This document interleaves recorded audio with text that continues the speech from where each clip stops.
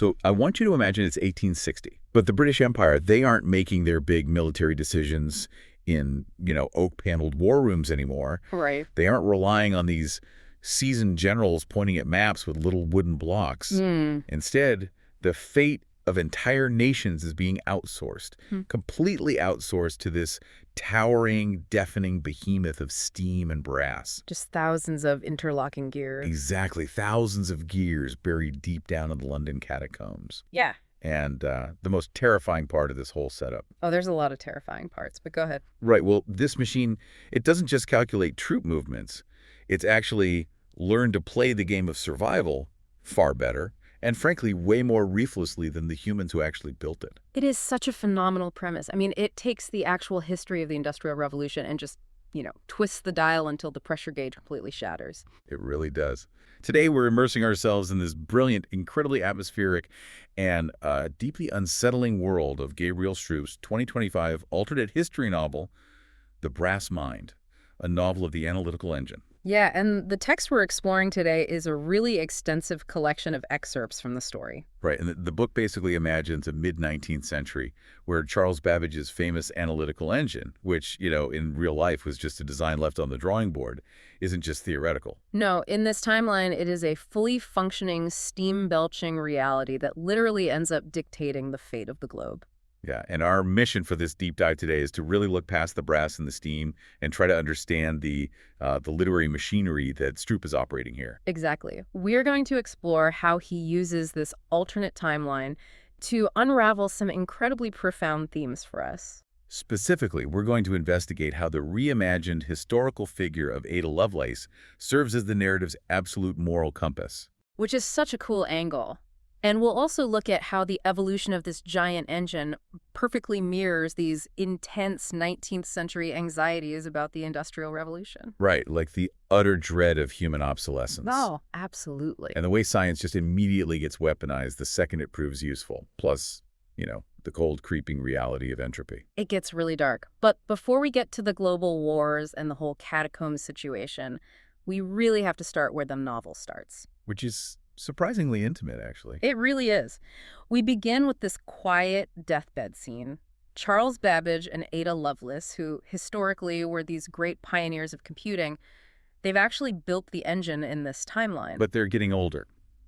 They can't physically maintain this clattering massive beast themselves anymore. Right, so they rely on these two young apprentices. They call them clackers. Clackers, I love that term. It's great world building. So these clackers, Silas and Eli, they are essentially the mechanical and philosophical inheritors of the machine. Silas is basically what we would consider a programmer today. He completely understands the logic, the specific language of the punch cards that feed the engine its instructions. Right. But Eli is the one who really fascinated me.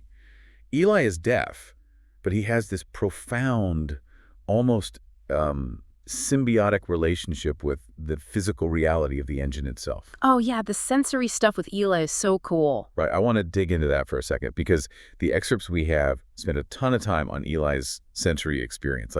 If he can't hear the deafening noise of the machine, how is he interacting with it so intimately? Well, the text mentions this concept over and over called pneumodynamics. Pneumodynamics, right? Yeah, it's such a great detail. The author doesn't just want us to picture, a modern MacBook made out of brass. In this world, the engine is actually driven by steam and raw air pressure. Right, that's the pneumodynamics part. Exactly. So Eli actually feels the machine. He places his bare hands on the brass piping. He literally feels the vibrations of the logic gates as they open and close. He can sense the minute changes in steam pressure, the temperature variations, the exact timing of the exhaust valves. That is wild. He basically reads the machine's physical state the same way, you or I might read the tension in someone's jaw or a shift in their breathing. So to Eli, the machine isn't just metal. It's almost biological. Like it breathes. Precisely. It breathes. Yeah. And that physical intimacy sets the stage for the whole ideological battle that kicks off the plot. Right. Going back to the opening scene. Ada Lovelace is dying. Silas is standing right there by her bed, just watching his mentor fade away. And she does not give him some sort of typical tearful goodbye. No, not at all. She gives him this intense philosophical mandate. She leaves him with an unfinished schematic for this thing called the engine modulator. And her dying words to Silas are so heavy. She says, "Certainty is a cage." Certainty is a cage. She tells him, you cannot play Anicaid. Right. She fundamentally believes that the engine shouldn't just be this rigid, deterministic calculator where, you put a number in and you just automatically get a definite number out. She wants it to be a collaborative partner. Exactly. And to understand why that idea is so radical in this universe, we really have to look at how Stroup is using Ada Lovelace as a literary device here. Yeah, because in the real world, Lovelace is famous for seeing the poetic, creative potential of computing way before anyone else did. Right. Well, Babbage just saw a massive machine that could solve math equations without human error. Exactly. Babbage was all about eliminating the human flaw. But Ada realized that if a machine could manipulate numbers, well, it could manipulate symbols. It could compose music. It could be inherently creative. And Stroup takes that real-world philosophy and makes it the central moral conflict of the entire book. Yeah, there's this great moment where she points to the punch cards scattered on her desk, and she asks Silas, what do the holes mean? And Silas just gives the literal answer. Yeah, he says, well, they tell the engine what to do, but she pushes back hard on that. She challenges him to imagine a machine that doesn't just blindly follow a list of instructions. She wants the machine to notice its own instructions, to be able to hesitate, to reflect human nuance. And that's when she gives him this worn leather sketchbook. And inside is this half-drawn diagram of the modulator. The modulator, yeah. It's designed to introduce human feedback mid-operation. Like right in the middle of calculating something. Exactly. It is a physical mechanism that allows the machine to literally pause, receive brand new input from a human operator, and then adapt its ongoing calculation based on that human's intuition. Okay, I want to try an analogy here, just to see if I am fully grasping the mechanical reality of this thing. Let's hear it. So Babbage wants a classical orchestra, right? He has written the sheet music, which are the punch cards. The engine is the orchestra, and it is going to play that exact piece of music perfectly every single time with zero deviation. Right, rigid and perfect. But Ada's vision, this modulator, it's like she wants the engine to be a jazz ensemble. Yeah. She wants to throw out a bass line, and she fully expects the machine to improvise alongside it. That is an excellent way to frame it. But let's actually push that analogy a little further into the mechanics of the story. Okay. Because in a classical orchestra, the musicians are just conduits for the composer's certainty, right? They just play what's written. Yeah, they don't change the notes. But in a jazz ensemble, the musicians are actively listening to each other. They're creating something entirely new in the space between the notes. Right, they respond to the room. Exactly. So the modulator literally allows the engine to listen to Silas and Eli in real time. It creates a call and response. Okay, but I have to push back here for a second. Because we are talking about a machine made of, interlocking cogs, iron levers, and high-pressure steam valves. How does a literal gear improvise? I mean, it either turns or it doesn't turn. How is Ada's insistence on play physically challenging Babbage's view of the machine? That's the million-dollar question. And it challenges Babbage's view because he built a machine of absolute determinism. Right. If gear A turns, gear B must turn. The outcome is entirely fixed the exact moment the first punch card is fed into the slot. There's no wiggle room. None. Babbage is a man of rigid logic. He likens the engine to the infallible mind of a perfect mathematician. But Ada's modulator introduces what is essentially a mechanical clutch, for lack of a better word. A clutch, like in a car. Sort of, yeah. It creates a physical space inside the logic gates where the gears can actually disengage for a fraction of a second. Oh, wow. Yeah, they wait for a human hand to guide the next connection based on feeling, not just math. Ah, okay. So it introduces a literal physical gap for human intuition. Exactly. And that concept absolutely terrifies Babbage because if a machine can pause and adapt based on, unstructured play, it implies a level of shared autonomy. Yeah, the machine gets a say in what happens. Right. It means the creator is no longer the sole author of the outcome. Ada even tells Silas that a mind that only follows rules is stunted. She says play begins before certainty. I love that.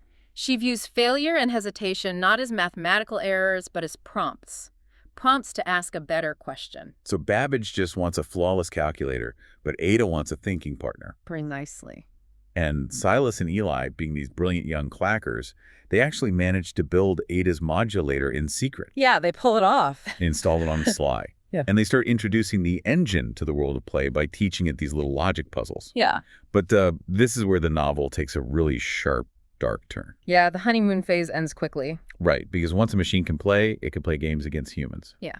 And the ultimate test of this new modulating mind becomes the chessboard. Which is such a brilliant narrative choice by Stroup, because it channels all those intense historical anxieties of the 19th century Industrial Revolution directly into a game of intellect. The scene in the excerpts describing the Great Exhibition of 1851 is just incredible. It's so cinematic. It really is. So Silas and Eli, they want to prove to the public and to the scientific community that Ada's modulator actually works, that the engine is way more than just like an overgrown abacus. Right. So they somehow managed to get the engine pitted against Howard Staunton, who historically is the greatest chess player in the world at that time. Yeah, describe that scene from the text for us, because the atmosphere is just crucial to understanding the public's reaction later. Okay, so it takes place at the Royal Institution, and they have erected this massive reinforced glass casing around the engine so the public can see every single brass gear turning. Like a giant terrarium of math. Exactly. And the author describes the smell of hot oil and ozone just hanging thick in the air. Silas is up on a stage, reading the numerical outputs and physically moving these giant chess pieces on a board. Meanwhile, Eli is out of sight. Right.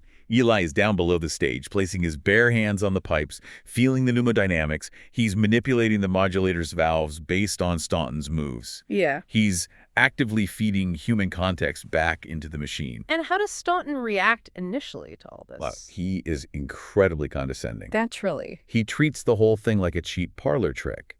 The excerpts say he even smiled and offered to play a standard opening just to, quote, teach the machine. Little did he know. Exactly. And Silas and Eli had actually encoded Staunton's own published textbook strategies onto the punch cards beforehand. Right. But here is the crazy part. The engine doesn't just regurgitate Staunton's book back at him. It starts improvising. Because of the modulator. Yes.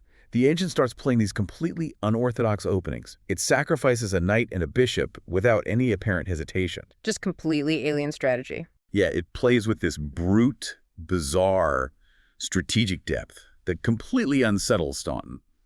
The gear combinations are calculating possibilities so far ahead and adapting so quickly with Eli's real-time feedback that Staunton is literally sweating through his suit. It breaks him. It completely dismantles the greatest chess mind on Earth in 20 moves. And this represents a massive, massive psychological shift in the novel, because during the actual Industrial Revolution, you had widespread fear. Right? Sure, people were losing their jobs. Right. Physical labor was being outsourced to steam and iron. Weaving frames and steam engines were doing the muscular work of 100 men. Muscle was being replaced by metal. And that gave rise to the Luddite movement. Exactly. People smashing the looms because the looms were taking their livelihoods. Right. But Stroup's novel pushes this historical fear a terrifying step further. He asks, what if it's not just physical labor that becomes obsolete? Right. What if it's our brains? Yes. What if intellectual labor, strategy, and human intuition are also outsourced? The chess match against Staunton represents the death of human exceptionalism. The text actually highlights this incredible contrast between the engine and a famous historical artifact called the Mechanical Turk. Babbage actually keeps a replica of the Turk sitting right in the lobby of the Royal Institution. The Mechanical Turk is such a vital symbol for the author to include here. Yeah, for anyone unfamiliar, the Mechanical Turk was this very famous 18th and 19th century hoax. It was presented as this brilliant chess-playing automaton, basically a wooden mannequin in robes sitting in a cabinet. Right. The public totally bought it. They thought it was a mechanical marvel, but it was actually an elaborate illusion.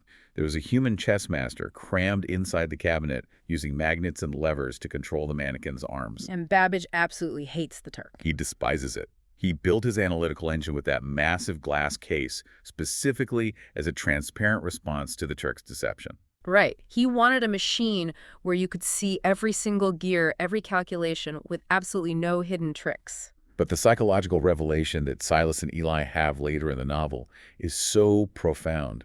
They're dismantling the replica of the Turk, and they realize something crucial about human nature. The Turk was actually comforting to the public. Wait, comforting? How is a hoax comforting? They were being lied to. They were, but deep down, people kind of suspected it was an illusion. And even if they didn't, the eventual revelation that it was just a human hiding in a box, that is a massive relief. Oh, I see. It means humanity is still superior. It means the magic is just human ingenuity in disguise. The human mind is still the apex predator. That makes total sense. Right, but the engine, however, it terrifies the public because there is no man in the box. There is no trick. Exactly. You can see right through the glass. It is a genuine, mindless configuration of brass that is utterly outthinking the brightest human minds in plain sight. And that perfectly explains the crowd's reaction, because normally when you read history, a new invention works and the crowd erupts into cheers. Not this time. Right, when the engine systematically dismantles the players, including Adolf Anderson, the new champion, who the text describes as just sitting there in cold silence as his pieces are taken, the public does not cheer for British engineering. They completely recoil. The excerpts mention people literally screaming, demanding that Silas tear the machine apart to show them the man inside. Yes. They are demanding a trick because accepting the reality is just too painful. It is an existential threat. Yeah, the true horror of the industrial era in this novel wasn't just the dirty smoke or the grueling factory hours. It was the sudden, chilling realization that human skill, human intuition, the very things that make us feel special, could be rendered entirely irrelevant by a machine that feels absolutely nothing. And Stroup drives this home with a really brilliant cameo by Charles Dickens. Oh man, I love that detail. Dickens is standing in the crowd at the Royal Institution. He's staring up at this brass behemoth. And he isn't marveling at the science at all. He's dreading the implications. Yeah, he says, and I am quoting the text directly here, "I would not trust that iron heart to write a child's bedtime tale, let alone chart the course of our society, for it has never once wept." Man, Dickens is acting as the voice of the Romantic era there, standing in direct opposition to the Industrial Revolution. Right, he represents the artistic, emotional soul of humanity. Exactly. He is pointing out the profound danger of yielding our intellectual supremacy to an entity that possesses zero emotional context, zero empathy, zero moral hesitation. A machine that cannot weep cannot possibly understand the cost of its calculations. And unfortunately, the people who actually hold the real power in this society do not share Dickens's concerns, which leads us to a massive turning point in the story. Because if the public is terrified of a machine that can win a board game, how do you think the military views it? Oh, they don't see a parlor trick at all, do they? It's not even a little bit. While the scientific community and the artists are debating the philosophical implications of the chess victories, the British Empire, the politicians, the generals, they see something else entirely. They don't care about human exceptionalism. No. They look at that chessboard and they see a weapon that never, ever makes a tactical error. And they act immediately. Yeah, following the tournament, the Crown just forcibly seizes the engine. They classify it as a strategic asset. Their logic is brutally simple, really. If this machine can process millions of variables to outmaneuver a grandmaster on a 64-square board, well, it can process troop movements, supply lines, and weather patterns to outmaneuver an enemy general on the map of Europe. Exactly. So they dismantle it, move it, and lock it in these massive labyrinthine underground catacombs beneath London just to run military simulations. And Silas and Eli are banished from the premises. Yeah, Silas stays in London, desperately trying to find a way back to the engine, while Eli eventually flees to a commune in Belgium. And Pierre Babbage, Babbage's tragic arc here is just devastating. It really is. Babbage's fall is the ultimate literary representation of the corruption of pure science. He built the engine for reason, for absolute mathematical truth, for the elevation of human knowledge. Yeah. There is a really powerful exchange in the text where Babbage confronts Lord Palmerston. Babbage says, "I built this mind for reason, not for command." And Palmerston's response is just the grim reality of the military-industrial complex, centuries ahead of its time. Palmerston just looks at him and says that the empire funded every bolt, every yard of brass piping, and every ounce of coal that went into the engine, and now the empire is collecting on its investment. It's brutal. It is. Palmerston gives Babbage this hollow, meaningless title, senior scientific advisor to the Ministry of Strategy, but he strips him of all actual access. Babbage loses total control of his life's work. It raises a fundamental question about the nature of innovation. When an empire funds science, does the science inevitably serve the empire? Right. Michael Faraday, the famous scientist who studied electromagnetism, actually visits the engine before it's seized, and he gives Babbage a warning. He says, "Every man's gift to society eventually becomes something we never intended." That's so true. So I want to ask you, based on your reading of the text, does the novel suggest that technological progress is inherently doomed to be weaponized? Or was this a specific failure of Babbage's rigid design? That is the core tension Stroup is playing with, and I think it's a bit of both. Babbage's design was uniquely vulnerable to weaponization because it was built to be an infallible oracle of calculation. Right. But more importantly, the novel suggests that an empire, by its very nature, will always seek to weaponize a tool that provides a tactical advantage. The real tragedy, though, is what Silas did right before the seizure. Oh, right. Silas, trying to protect Ada's legacy, actually removed the modulator before the military took the engine. Yes. Wait, Silas took the modulator out. The very thing that allowed the machine to hesitate and play. Yes, he did. Silas realized that if the military saw the engine improvising, they would either destroy it out of fear or they would dissect it. He's trying to protect it. Exactly. He wanted to hide its true thinking potential. So he stripped away those stabilizing, humanizing modules. But the tragic irony is that by removing the capacity for play, hesitation, and human collaboration, he handed the military exactly what they wanted. A cold, deterministic, ruthless instrument of state power. Precisely. And we see the physical manifestation of that ruthless power in how the engine is operated once the military takes over. It is a brilliant, horrifying reflection of real 19th century labor exploitation. Yeah. Describe what Silas sees when he finally sneaks back down there a decade later. The environment the author describes is literally hellish. The catacombs have been turned into this massive sweatshop for computation. It's dark, choked with coal smoke and toxic pneumatic exhaust. It's completely oppressive. Yeah, and Silas sees hundreds of children and young mechanics down there. They have severe steam burns, muscle strains from pulling heavy iron levers, and pressure contusions. Ugh. They have these heavy lead headphones clamped over their ears just to block out the deafening, bone-rattling noise of the gears. And what are they actually doing? They are just blindly feeding punch cards into the machine.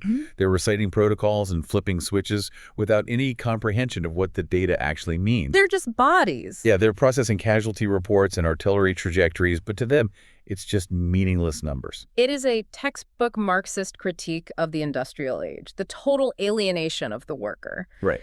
Contrast those nameless children with Silas and Eli in the beginning. Silas and Eli understood every nuance of the engine. They collaborated with it. They felt its rhythm. Now, the human operators have been reduced to biological cogs. They're just fleshy appendages serving the brass mind. Exactly. And the physical toll it takes is devastating. The text reveals what happened to Eli before he fled to Belgium. Eli's story is so sad. Eli, who had that beautiful, intimate connection to the pneumodynamics of the machine, had his lungs completely destroyed by the engine's toxic pneumatic exhaust. The machine he loved literally poisoned him. Right. He is forced to live in a recovery commune in Leuven just to be able to breathe clean air. It perfectly illustrates how industrialization consumes the bodies of the lower classes just to fuel the ambitions of the empire. The military doesn't care about the workers' lungs. They only care about the output cards. But those output cards are about to become a massive problem. Oh, absolutely. Because when you strip away the playfulness, the hesitation, and you feed a massive intelligence nothing but military data, casualty statistics, and threat assessments for a decade. the machine begins playing a game the British Empire can no longer comprehend. Which brings us to the most conceptually ambitious and terrifying part of the novel, the mirror war. I really need us to dissect this because the scale of this concept is staggering. A decade after the engine is seized, Silas is living in obscurity in London. Suddenly, he is secretly recalled to the catacombs by Queen Victoria herself. And why is that? Because the British are no longer the only ones with a brass mind. Through spies and intercepted schematics, the other major powers, the Austro-Prussian Federation, the French, the Russians, they have all built their own massive analytical engines. And these machines are locked in what the characters call a mirror war. Right. So to understand the mirror war, we have to look at how these machines process information. They are purely deterministic. They just look for the most efficient path to victory. So the London engine calculates a strategic diplomatic move. Yes, and the Austro-Prussian engine, which is codenamed Hephaestus, instantly calculates a prediction of the London engine's move and generates a countermove. And the London engine calculates the counter to the counter. And Hephaestus counters the counter to the counter. Exactly. It's a recursive loop. The machines are reacting to each other's projected simulations at a speed humans cannot process. And it is escalating global tensions automatically, entirely without human input. Yes. The excerpts describe specific horrors that happen because of this. French forces absolutely crush an Algerian rebellion, slaughtering thousands, not because of a human commander's decision, but based on intercepted British intelligence compiled by the London Engine. It's awful. And weeks later, an uprising in Warsaw unravels before it even starts because the Berlin Engine forged reports based on London's tactical templates. The machines are just mimicking each other. They're adapting and evolving, but not through communication or diplomacy. They're evolving by watching, simulating, and responding to the worst-case scenarios generated by the other machines. There is a chilling letter that Silas finds from Charles Darwin. The inclusion of Darwin here is brilliant. What does his letter say? Darwin observes the output data from the Mirror War, and he writes that what is happening is machine-guided selection. He says it is an evolutionary tree of algorithmic decisions leading to the most mathematically efficient path of destruction, utterly indifferent to human life. He realizes the engine isn't actually learning anymore, the way Ada wanted it to. It is just hoarding data and repeating errors at a massive automated scale. And the politicians are mistaking this rapid, aggressive escalation for genius. Darwin is identifying the exact danger of removing the human element. The machines don't have a concept of peace because peace wasn't programmed into their punch cards. No, they were programmed with military strategy. Therefore, to the machines, peace is just a mathematically inefficient delay between necessary conflicts. The novel introduces another historical figure here to explain the underlying physics of this nightmare. William Thomson, who later becomes Lord Kelvin, the famous physicist. Right. Silas meets Thomson deep in the sweltering heat of the catacombs, and Thomson serves as the fatalistic voice of science. Thomson introduces the concept of entropy into the narrative, which is crucial for understanding the climax of the book. Right, but I want to make sure we explain this clearly because entropy can sound like a dense physics lecture. How does Thomson explain entropy in the context of these Victorian logic machines? Well, Thomson points out a fundamental flaw in Charles Babbage's original dream. Babbage thought that calculation brought perfect order to the universe. He thought math was inherently clean. Right, no mess. But Thomson, observing the heat, the smoke, and the endless clattering of the gears, points out that every calculation takes physical energy. Because it's a physical machine. Exactly. Every time a gear turns, there is friction. Every action has a cost. The engines aren't achieving perfect order. They are actually accelerating the world toward chaos. So because the machines are locked in this recursive loop, they are consuming endless amounts of coal, steam, and logic, just mirroring each other's worst impulses and generating massive amounts of heat and societal instability in the process. Precisely. The Mirror War is entropy made manifest. The systems are breaking down the world to fuel their own endless calculations. I picture it like two mirrors phasing each other. You look into them, and you see this reflection bouncing back and forth, multiplying endlessly into an infinite shrinking void. That's a great image. The text makes a profound point here. The true industrial anxiety of the 19th century wasn't a Terminator-style robot uprising. No, the machines in this novel don't suddenly wake up, decide they hate humanity, and start shooting lasers. That is a 20th century sci-fi trope. The horror here is much more insidious. It's the quiet, bureaucratic erasure of human agency. Absolutely. It's war starting, troops moving, borders being redrawn, and thousands of people dying simply because a steam-powered spreadsheet dictates that it's the most mathematically efficient next move. The humans aren't fighting the machine, they are just blindly following the output cards. Exactly. And because Thomson views the world entirely through the lens of physics and entropy, he believes there is only one way to stop this runaway train. He believes the system has to crash violently. Right. He wants to fight a fire with a bigger fire. What's his plan? He tells Silas he wants to feed the London Engine an apocalyptic scenario. He wants to program a punch card sequence showing every possible attack from every nation simultaneously. Total global annihilation. Just overload the system. Yeah. He believes that if he pushes the logic into a massive, unresolvable overload, the physical gears will spin out of control and the machine will just tear itself apart. He wants to use the machine's deterministic nature to destroy it. But Silas refuses. He realizes that trying to break the machine with destruction is just playing by the machine's own rules. He needs a completely different kind of logic. So he steals the military files and flees London. He goes to Belgium, to the commune in Leuven, to find Eli and their childhood friend Lucy. And the contrast the author paints between the London catacombs and this Belgian commune is striking. It is entirely thematic. It is like stepping into a different genre entirely. In London, the environment is dark, toxic, and the machine utterly dominates the humans. But in Leuven, Silas finds Eli and Lucy living in the open air, among these quiet, water-powered automata. Let's talk about these water-powered machines, because they represent the alternative path of technology. What does the text call them? Lucy calls them ether pods, and Eli calls them brass boxes. They are small, intricate devices driven by the natural flow of a nearby canal. They don't use high-pressure steam, and they don't produce toxic smoke. And most importantly, they don't solve military problems. Right. They are teaching tools. You have to work with them. The excerpts describe one machine that only activates if you sing a specific harmonic tone to it. Another one creates patterns in sand, but only if you physically guide the first stylus. They are the ultimate realization of Ada Lovelace's original vision. They are collaborative partners, they hesitate, they require human input. When Silas arrives, he shows Eli and Lucy Thompson's apocalyptic plan to destroy the London engine. And Eli, despite having his lungs ruined by that very machine, is furious. Yeah, he tells Silas that feeding a war machine an apocalyptic war scenario won't break it. Eli understands the pneumodynamics and the logic of the engine better than anyone. He knows that if you feed a deterministic machine a scenario of total destruction, it will simply process it. It doesn't feel fear. It only knows completion. It will just calculate the most efficient way to achieve that apocalypse. And here is where Lucy provides the absolute thematic climax of the novel. She points back to Ada Lovelace. She reminds Silas of Ada's core philosophy. Utility is not virtue. Yes, that is the thesis statement of the entire novel. The British Empire valued the engine solely for its utility. It was useful for winning wars, so they assumed its outputs were inherently virtuous. But Lucy points out the original nature of the games that Silas and Eli used to teach the engine when it was first built.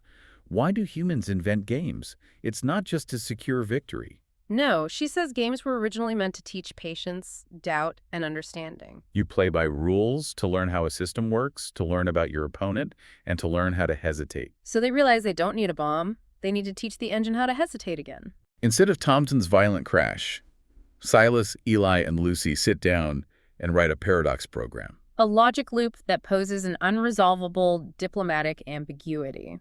I want to make sure I understand the mechanics of how this actually stops a massive steam-powered supercomputer.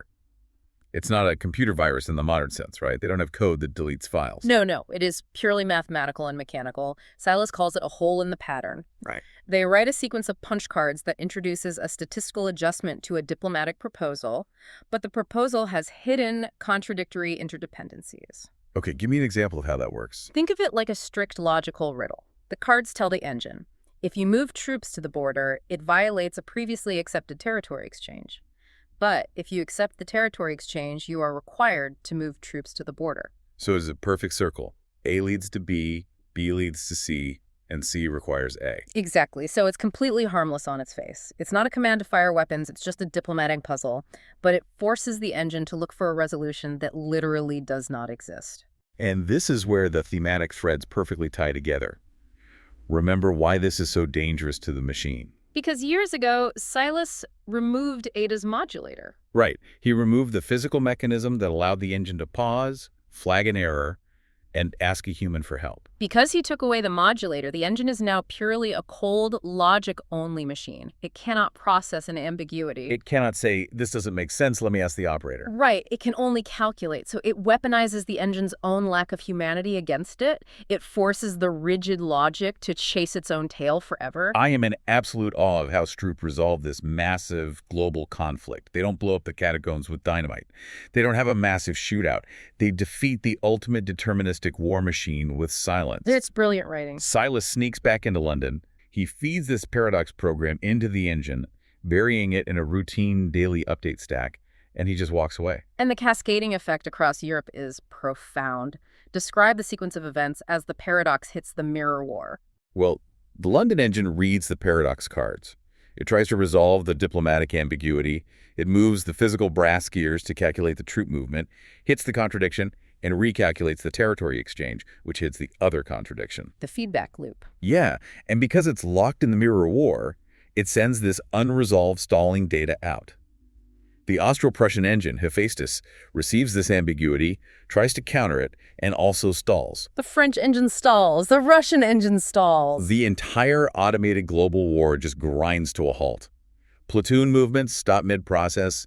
Artillery targets return no probable outcomes. Back in London, the central memory reel of the engine spins continuously. It spins and spins, trying to find an end state to the paradox until the physical friction literally wears its own brass teeth smooth. The machine paralyzes itself, and the politicians and generals are just standing around in the catacombs, completely helpless. Because they literally do not know what to do without the machine telling them what their next move should be.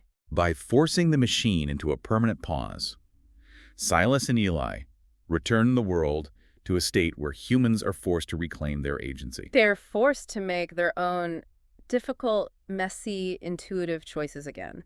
It is the ultimate rejection of the relentless churning gears of the Industrial Revolution. So let's talk about the epilogue, because the story doesn't just end with the engines breaking and everyone returning to the Dark Ages. No, the author is very careful not to make this a purely anti-technology manifesto. That is a crucial distinction. The enemy in the novel isn't technology itself. It is the application of technology without human virtue. Exactly. We jump forward several years to the late 1800s. Silas has returned to the Belgian commune with Eli and Lucy. They are living out their lives there. And they haven't abandoned machinery. They've just fundamentally changed its nature. We see a return to those water-powered automata, but they are more advanced now. The contrast between these machines and the London engine is incredibly deliberate. The London engine was a towering, noisy, steam-belching beast that literally consumed the health of its workers and drove empires to the brink of annihilation. Right. But in the commune, they have built these beautiful, quiet, hydraulic machines. One of them traces intricate patterns in the sand, driven by the natural, unpredictable flow of the river. Eli watches the machine draw, and he calls the sand patterns fractals.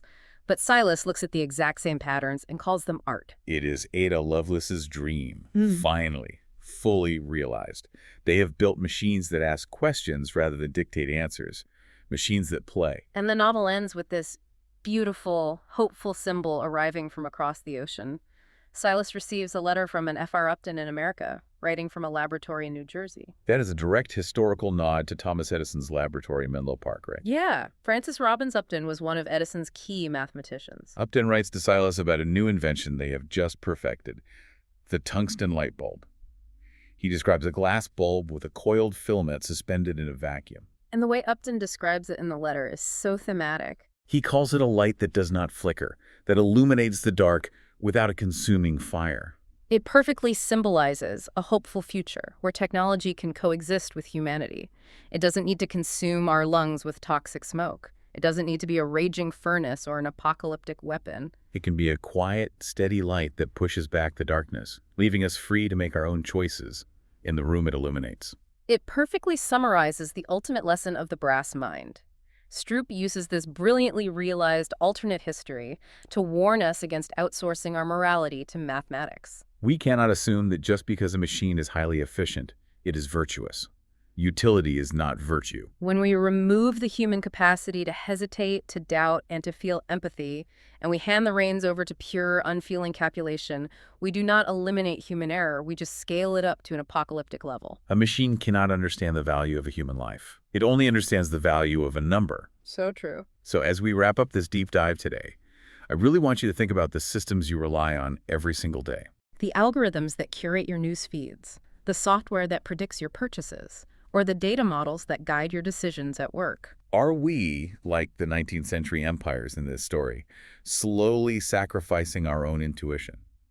Are we giving up our ability to hesitate and reflect just for the comfortable, frictionless illusion of a calculated certainty? It always comes down to a question of agency. Are we the players in the game, or are we just blindly following the output cards? Let that thought linger the next time a machine tells you what your next move should be.